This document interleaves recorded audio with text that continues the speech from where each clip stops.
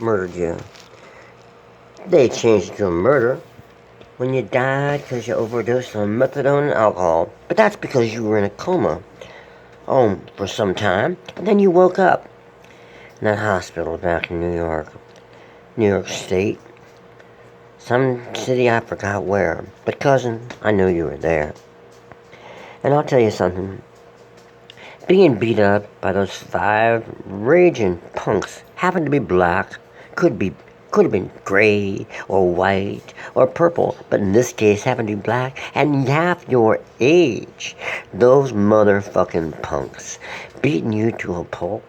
And then you in a hospital in a coma. They fucking with your methadone dose. They don't even know what they're giving you.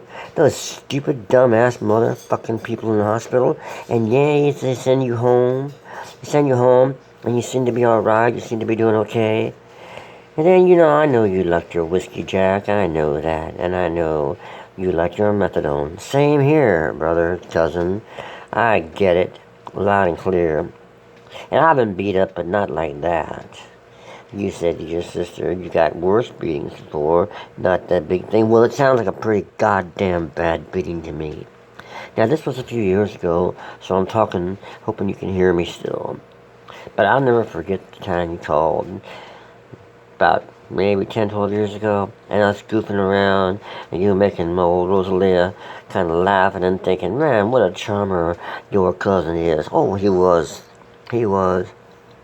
And I remember, let's see, the Suicide Commandos back in Minneapolis. You taking me there, flying over there for Christmas '77 after listening to John Lee Hooker in the morning where I'm living, coming into Minneapolis, taking me to them.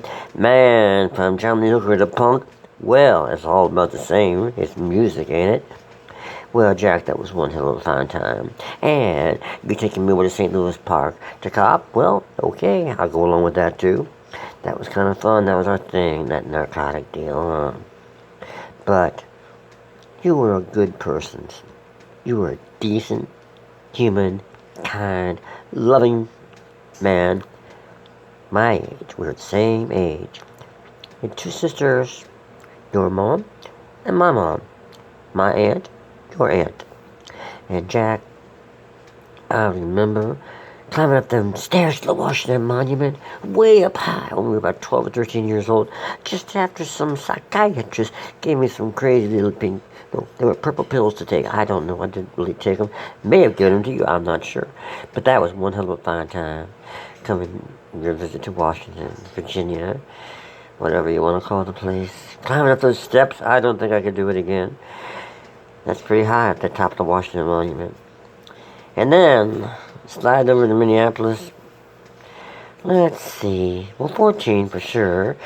Visited you then. But then, later on, when I was 17, out west and hitching down from Winnipeg, the Canadian border, down to Minneapolis because, I didn't have any more money for a bus. I had hitched from Winnipeg down to the border and was going to try to get across without being harassed, but I got harassed, and they found some weed, little bits and pieces, and they had to, had to sign some piece of paper. Maybe got fined or something, but whatever, took about the last of my money. Then they couldn't get rid of me. See, I was stuck at the border, and I had to sleep there. Did walk over to North Dakota to try to get some beer with somebody. I slept there the next day, got a ride with the border guard down to the interstate, and then hitched down to Minneapolis to see y'all, and that was really fun, man. That was so cool. Your brother Paul, he turned me on to the Dutch blues. He turned me Cuban and the Blizzards. Paul, let's see, was it Paul Musquet? Harry Musquet, yeah, Cuban and the Blizzards.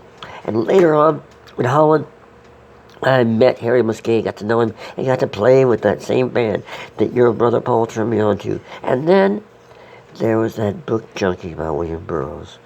Lord have mercy, somehow I found that book. And I had just begun my worldly taste of narcotics, see, that spring. I had just begun to open up into that world of heroin and opium and that forbidden world of narcotics. Well, I kind of borrowed that book. Somehow it went in my possession. Typical junkie thing, huh? Brought it back to, where was I living? Virginia. Yeah, and, I brought it back, and I remember that book being passed around from one junkie to the other, because, in the basement of my house, my mom's house, my dad he was gone, as you know, but he had that Brunswick pool table, and we'd be shooting pool and shooting dope, and we'd all be reading junkie, and I don't know what that meant one way or the other, but that's just a fact. And you see, John, Jack, you know, your family, I loved you all very much. You were the only true relatives I had, in my opinion, and that's just a fact. Now, we didn't just drink and get high together. We also went down the Minnesota River. Your dad taking us down there that fine summer. That was really nice. Also, before that, when we were kids, the Kankakee River, I believe. That was really cool, too. So, got to know you some. And all I can think of is why did you have to get beat up like that by those motherfucking punks?